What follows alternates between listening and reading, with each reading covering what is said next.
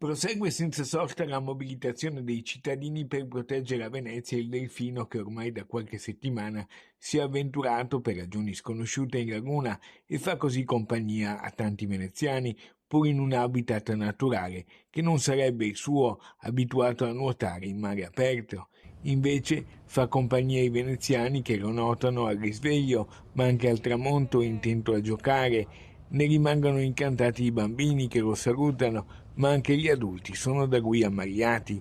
Qui nelle riprese prima dei vigili del fuoco di Venezia davanti ai giardini e poi della Presidente del Consiglio Comunale Ermelinda Damiano che lo ha colto davanti al bacino. La questione è monitorata costantemente e quotidianamente dalla Guardia Costiera Capitaneria di Porto di Venezia, come conferma il direttore marittimo del Veneto, ammiraglio Filippo Marini. Allora, innanzitutto il delfino sta molto bene. Credo che si stia cibando abbondantemente in laguna. L'unica cosa che è importante, la Guardia Costiera ha fatto un avviso di pericolosità, è, cercare di non interferire con quello che è con quella che è la sua vita in laguna, quindi di non avvicinarsi con le barche, attenzione alle eliche e lasciarlo tranquillo.